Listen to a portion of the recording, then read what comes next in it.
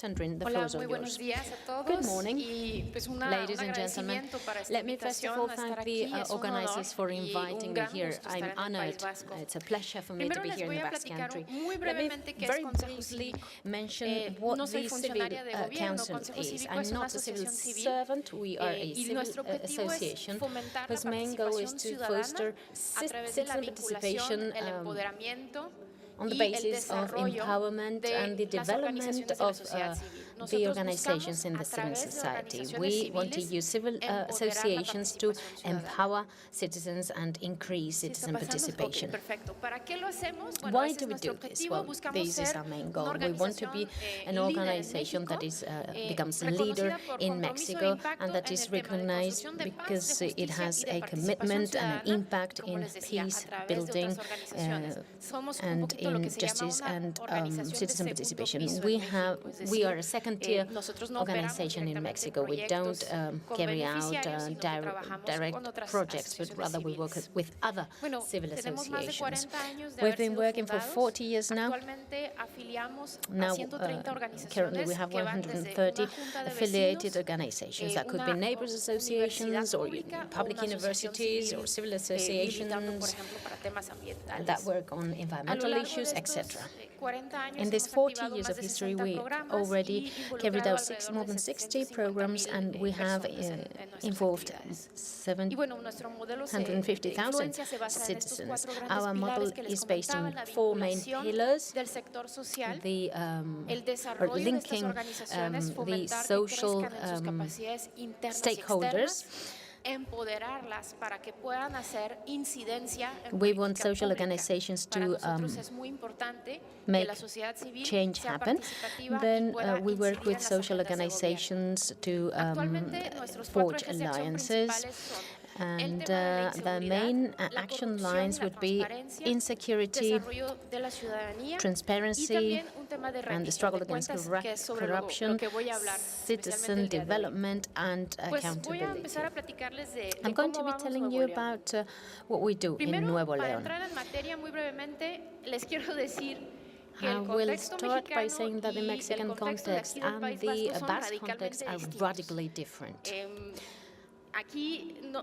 Here, it's wonderful to hear the representatives from the government speaking about citizen participation, because they have programs for citizen participation. They say that we need to create this culture for participation. This is a discourse that society has, but it's not something you hear from the government.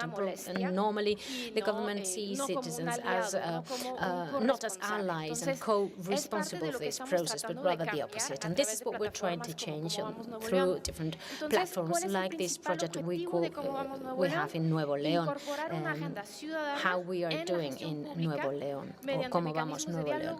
And we want to set up dialogue mechanisms for accountability. We have some main pillars in the platform, a platform that's open to all citizens. We want to reach out to citizens that share common goals. The citizen agenda is, at the end of the day, what we want to achieve. But of course, we want to focus on small things because we cannot cover everything. What's our commitment? Well, we want to really get engaged into discussion with politicians, for instance, when they're in a political campaign, which is the best moment to get their engagement, because otherwise they would promise you heaven and give you nothing. And the problem is to make them really do what they promised. So dialogue and commitment, those are the tools we use as citizens. The Civic Council is an organization that has confronted the government historically. This was the main working line until I became head of the association back in 2014, because it was then when we started a new phase based on dialogue and collaboration, because we realized that this is much better for us. And what about reporting and accountability? We as citizens need to foster and need to demand that our politicians are accountable for what they do. And this is a good tool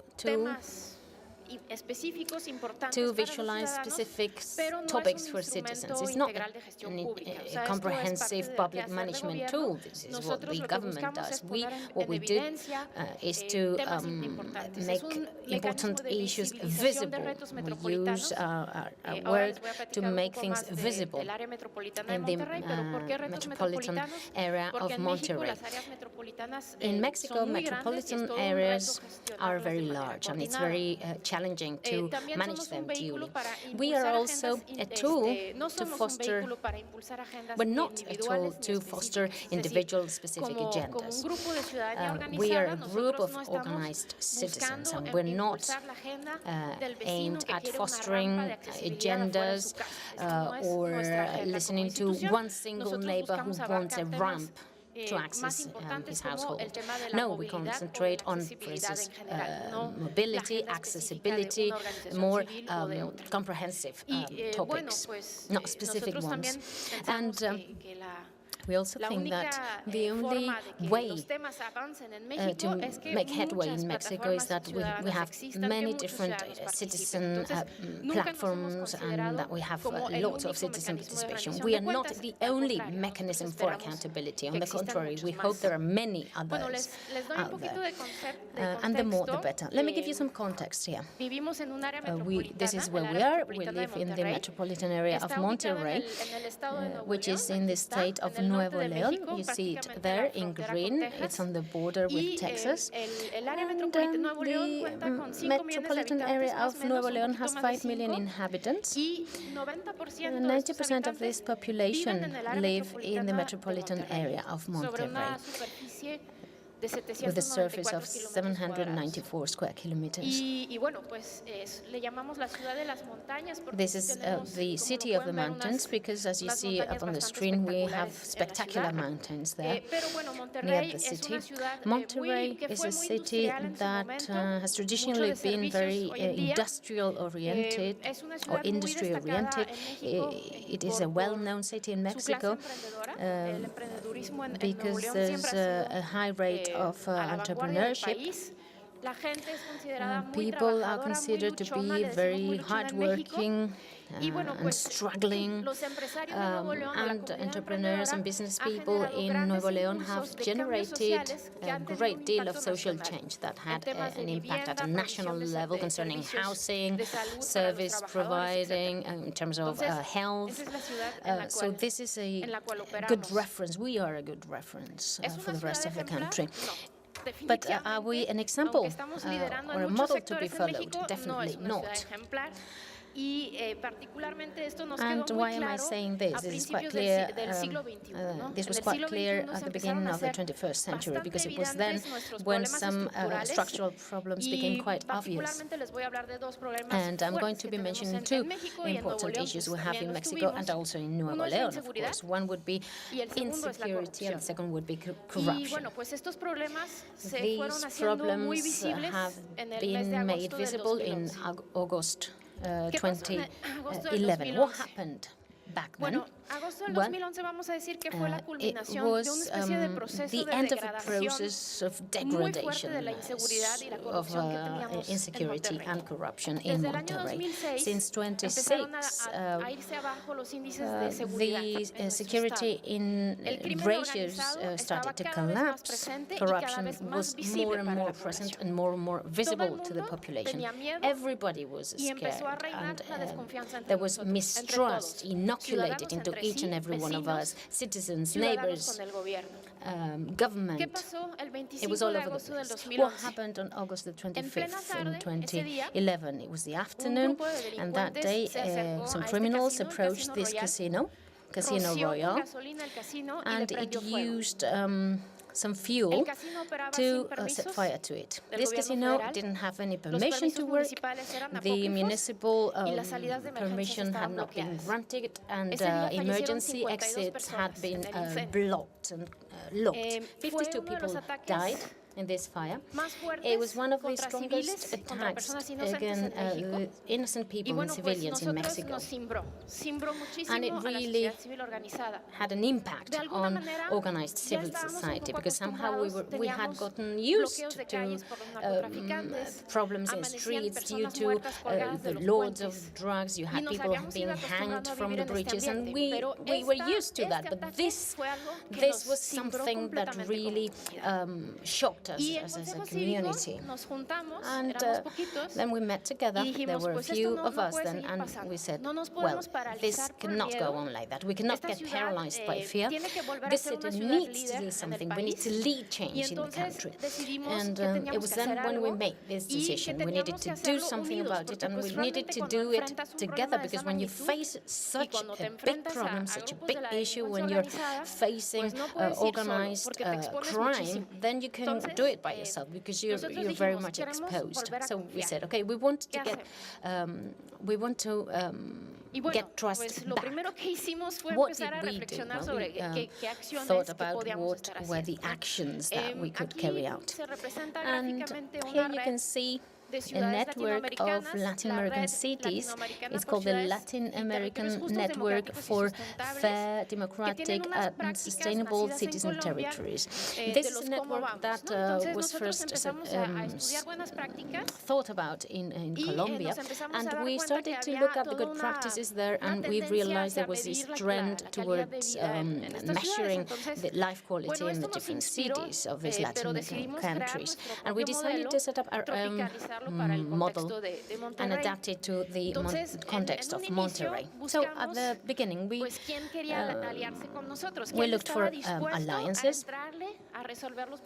We needed to know who was ready to face the problems of the city, and we found 30 civil associations out there. You see the ones on the first line were the first ones joining in. From the very beginning, they decided to support us, and we together, we wanted to face citizens' apathy. That was paramount back then. It was very patent. We wanted to face mistrust and corruption at political parties. And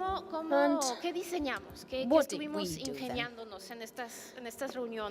Well, we met together and we decided to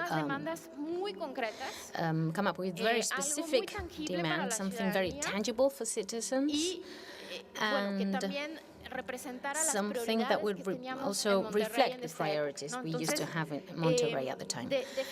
So we came up with 10 citizen demands and requirements that were related to security, transparency, recovery of public spaces, and all 10 actions could be implemented in the 9 towns of the metropolitan area. They were valid for all of them. And they were measurable as well, so we could go and measure them over time to see if we were making headway. They needed to be able to be implemented in 3 years' time, because the term of office of the mayors in Mexico is 3 years. And the measures were very quantitative, and there was no room for subjectiveness there. And so all this was backed or based on the principle that citizen participation needed to be activated, and that we needed accountability from the government. So this was all back in 2011, late 2011, and there were elections in 2012. And so we made the most of this context of election, and we decided to meet all candidates and ask them to sign publicly a document where they were committed to carry out these 10 actions if they won the election. Every 2 months, they were going to measure all 10 actions, and they were going to they committed themselves to participate in meetings with the citizens. When we held the first event, we didn't know what was going to happen. It was something so strange in Mexico, and we thought that maybe no candidates would turn up at our event. All candidates were invited, and we said, okay, if we fail, we'll go for something different, but let's give it a try. And we came up with these 4 main pillars. We wanted to make sure that the politicians actually made a public commitment to doing it during their campaign. There were only 10 things, so it wasn't 50 things, it was 10 things. It was quite manageable, so that's one other thing. And we wanted to create dialogue, because we wanted to create dialogue in order to recover this atmosphere of trust that we had lost, and also we wanted to make sure that we published every 2 months everything that we had been doing, publication of the different assessments. So here we can see the launch. This is the public launch with the mayor who was finally elected. We called the press to attend, and we talked about the 10 actions that we wanted to carry out. And basically, we sort of revealed ourselves. We pulled back the curtain and let everybody see us. That was the day after Oh, sorry, so it wasn't the elected mayor, because it was the day after the start of the campaigns. And we wanted to make to arouse interest among citizens. That was the main aim here. And in order to do that, we launched a very intensive communication campaign through the social media. I don't know if you can just show the video for me. That would be helpful now.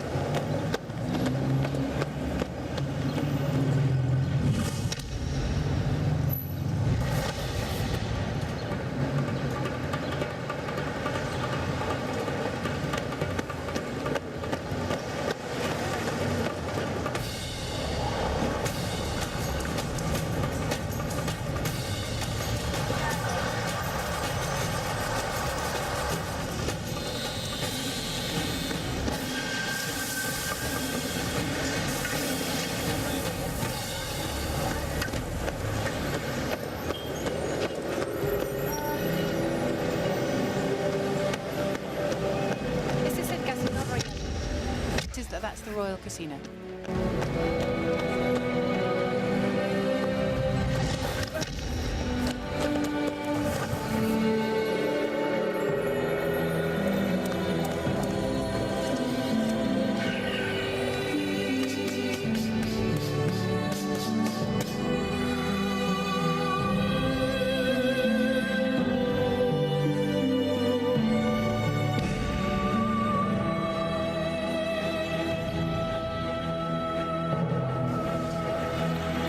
Una pelea limpia, nada de golpes en la nuca ni en los riñones. Saying we want it to be a clean fight. No hits below the belt. One has Monterrey on his shorts, the other one has Indifference.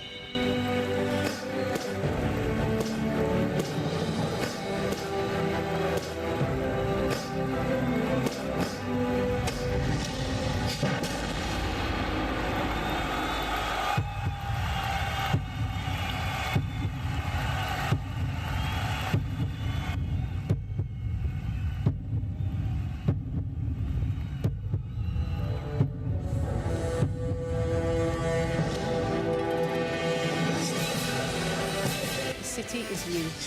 Get up.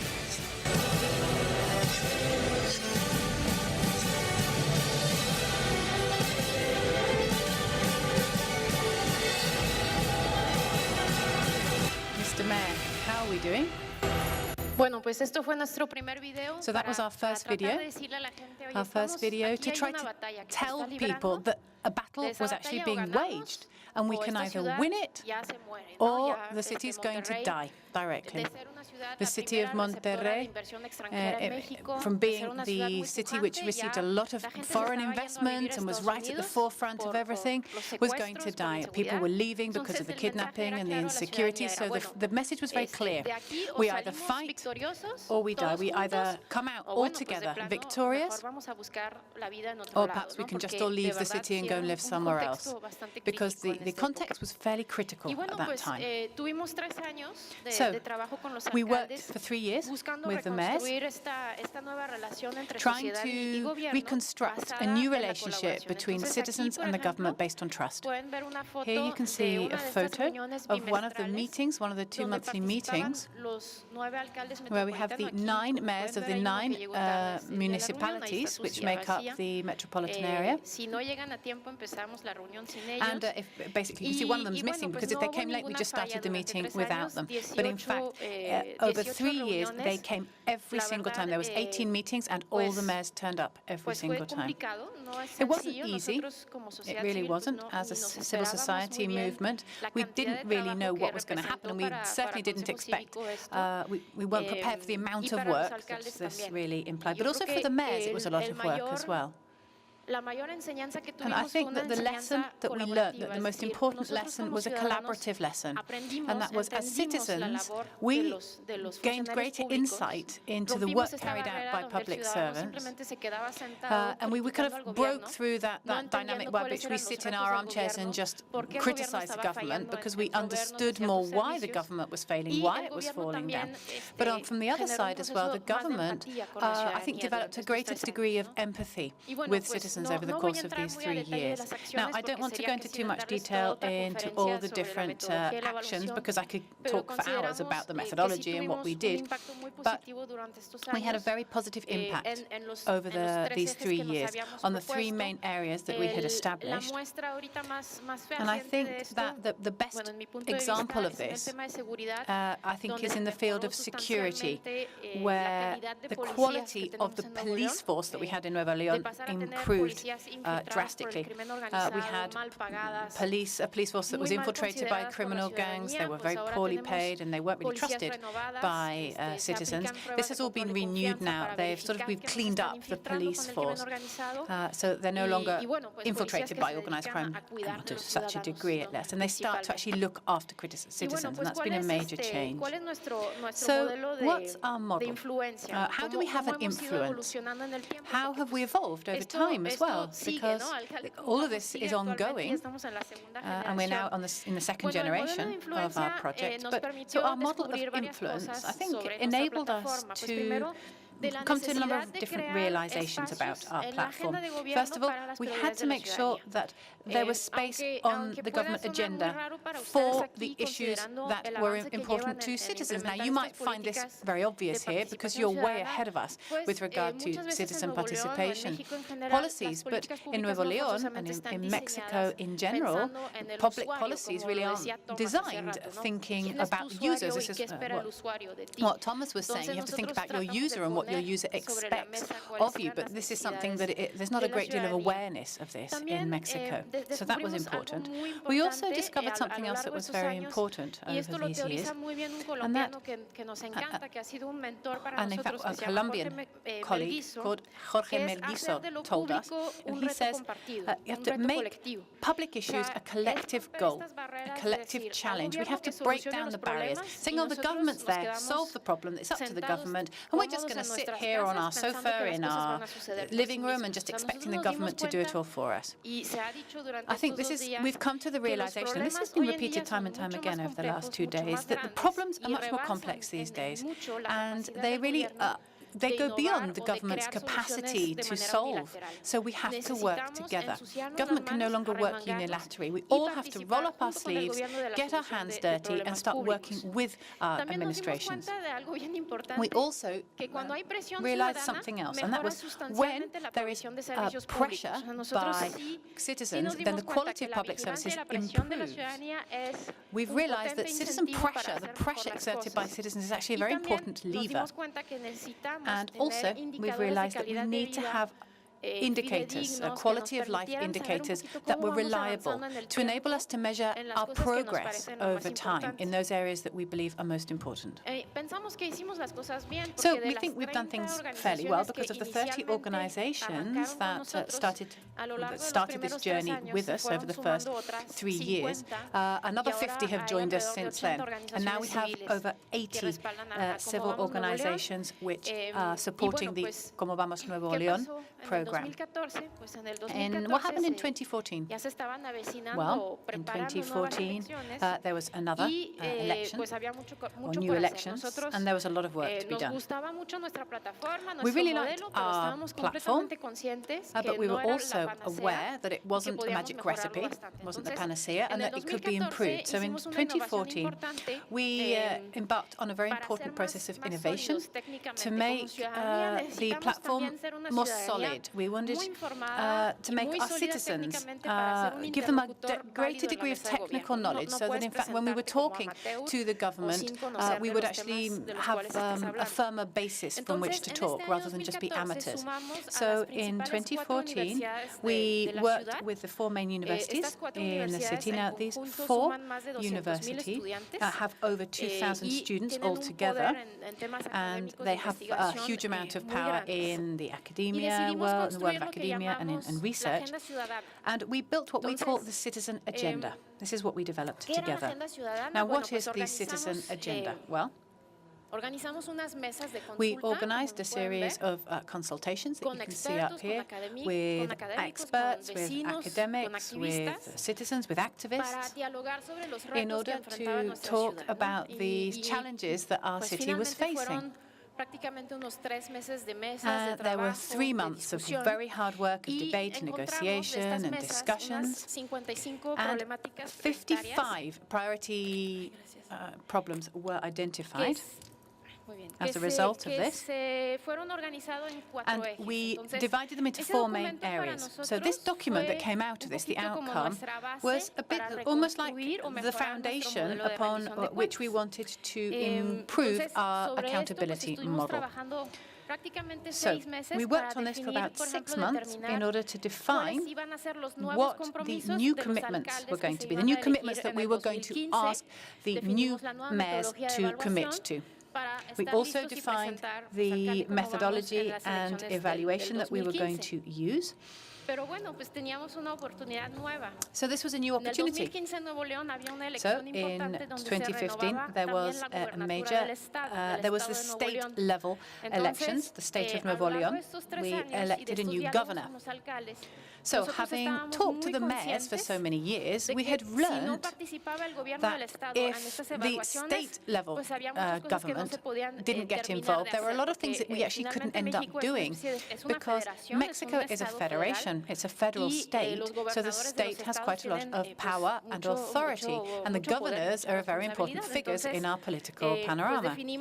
So we decided to involve our governor as well. So we created a specific platform for the new governor. And we said in here, is that rather than Mr. Mayor, how are we doing, it's Gober, which is like the governor. So Gov, how are we doing?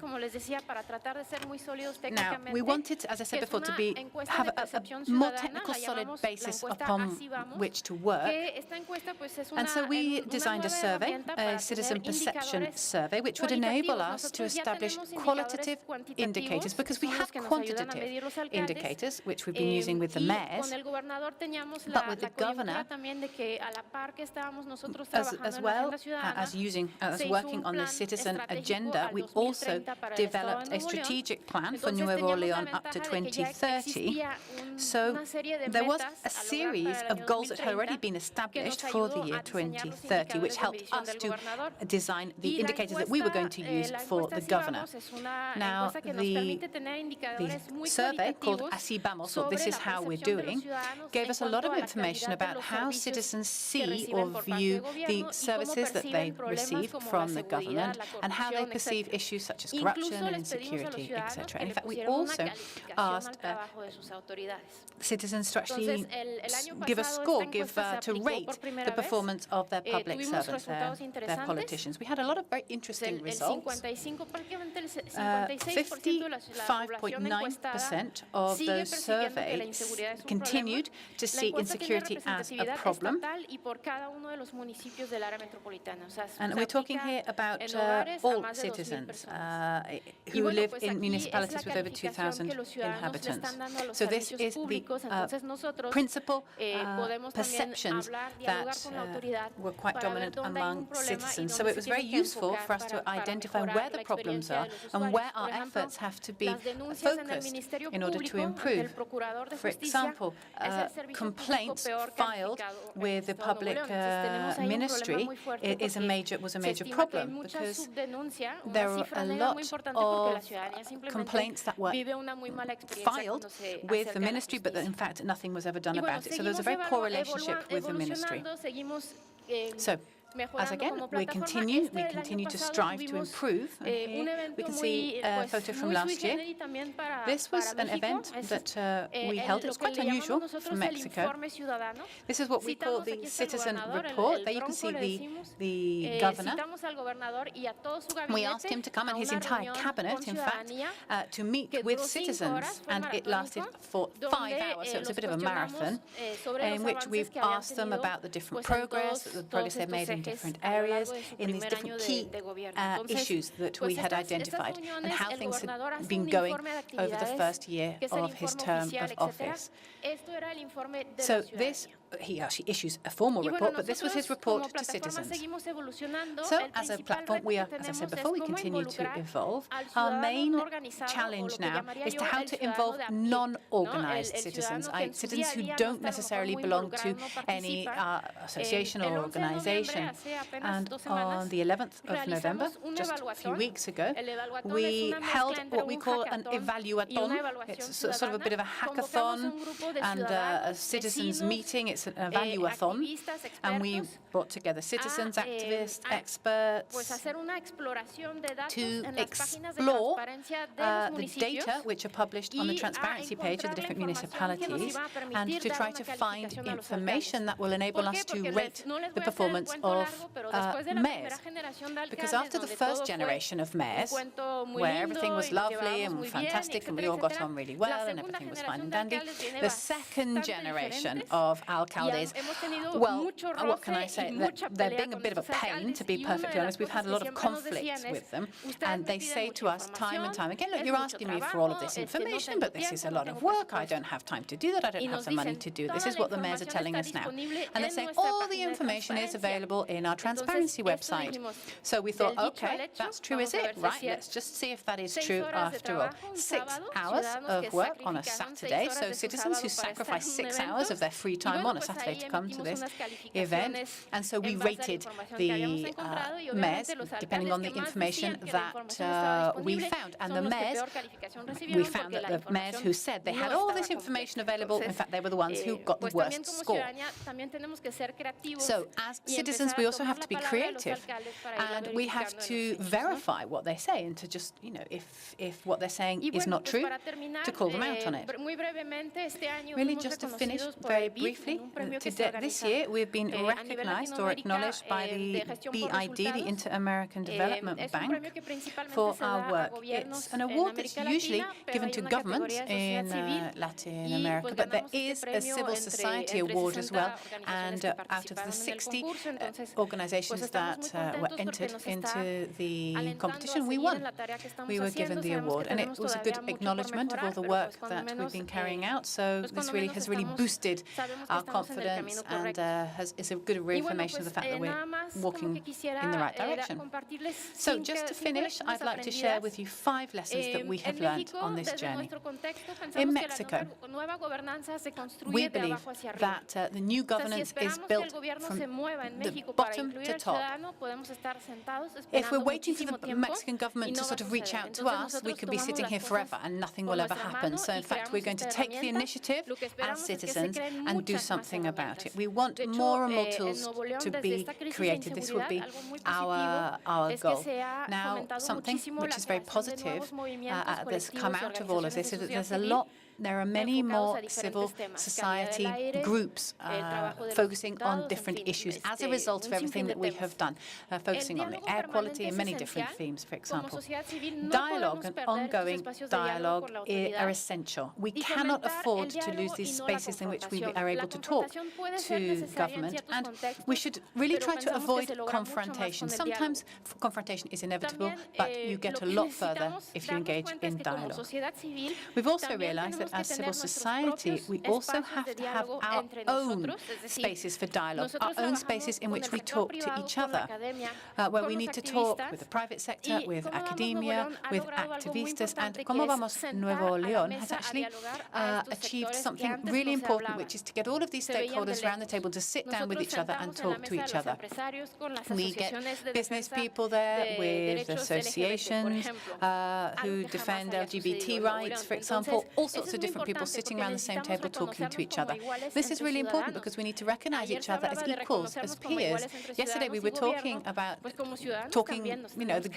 dialogue between government and citizens as peers, as equals. Well, we have to do that as well among citizens. And as a platform, our work is what brings us together, what joins us together. So we have to find causes that bring us together as citizens, in which we're all on the same page, and we really have to be really hard-headed about it, very persistent, and keep working. And then finally, the most important challenge that we're coming across is how we can actually get in touch with citizens who aren't organized, who don't participate, the man and woman on the street. We want to reach out to these citizens. We want them to get them involved in our platform or in any other platform. We want them to participate. This is the main challenge we're facing. Mexico is a country in which traditionally, basically, we've just sit down and watched problems go by without doing anything, so we have to change that mindset. Now, this is just a reflection, but I'm not going to go into this because we can perhaps talk about it later in the roundtable debate. This is a little bit of something that I think we can share between Mexico and the Basque Country, but we'll leave that for later. Thank you very much.